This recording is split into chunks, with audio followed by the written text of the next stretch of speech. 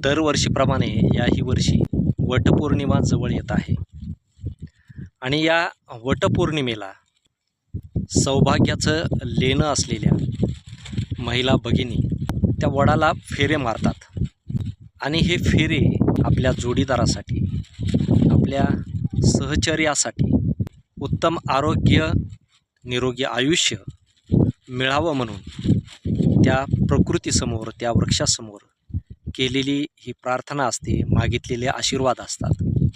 भगिनींनो, एक 5 वर्षापूर्वी आपण वटपौर्णिमेच्या दिवशी वडांचं रोपण करण्याविषयी आणि वटपौर्णिमेच्या दिवशी वडाचं झाड एकमेकींना भेट देण्याविषयी जनजागृतीला सुरुवात केली होती.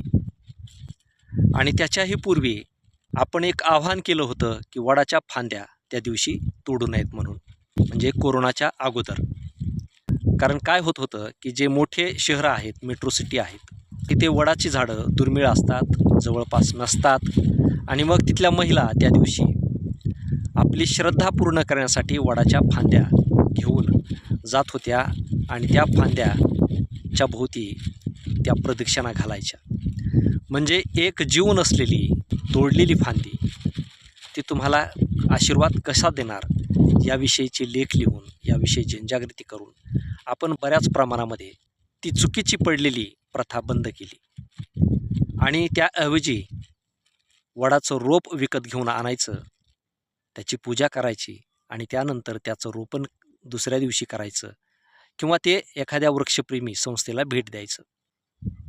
या उपक्रमाला बऱ्यापैकी मागच्या 4-5 वर्षामध्ये यश आलं. मागच्या वर्षी तर अनेक नर्सऱ्यामध्ये वडांची रोपं मिळाली नाहीत, एवढा तुटवडा निर्माण झाला होता.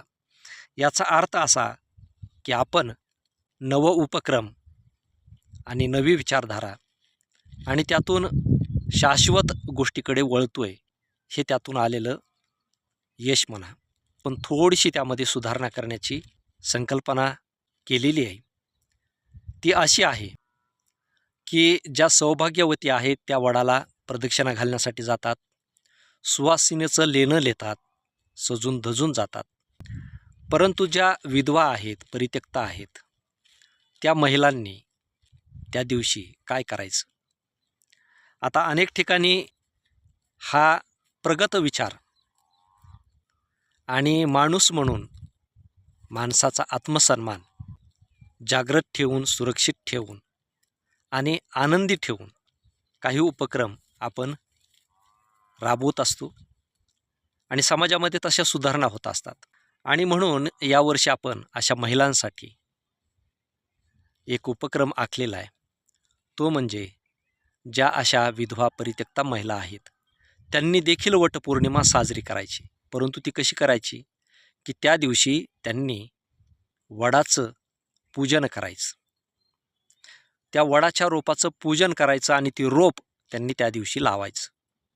म्हणजे आपण फक्त आता आशीर्वाद आणि निरोगी आयुष्य आणि या सृष्टीकडे आशीर्वाद फक्त वडाला मागायचे नाहीत, तर वड या धरती मातेच्या कुशीत देऊन त्या धरती मातेची ओटी भरून आपण ही पूजा करायची आणि ही जीवसृष्टी अखंड राहावी, हे जीवनचक्र शाश्वत चालावं, यासाठी आपण आपली भूमिका त्या दिवशी पार पाडायची. आम्ही स्वतः हा उपक्रम आपल्या या शिवराई वन प्रकल्पामध्ये आयोजित करणार आहोत.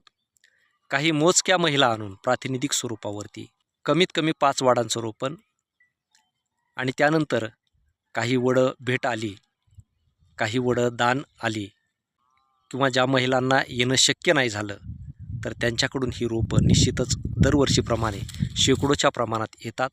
आम्ही ते देवालयाच्या ठिकाणी, वेगवेगळ्या सार्वजनिक ठिकाणी लावण्याचा प्रयत्न करतो. त्यासाठी त्याचं संरक्षण सर्वात महत्त्वाचं असतं.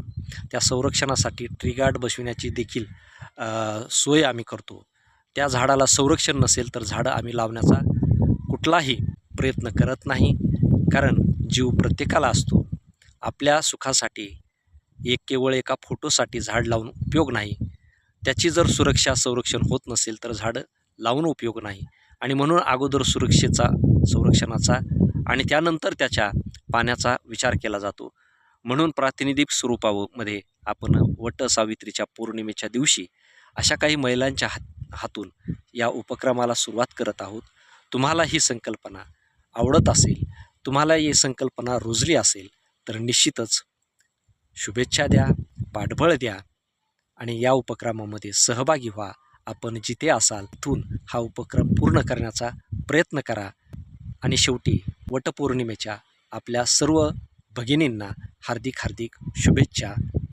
धन्यवाद.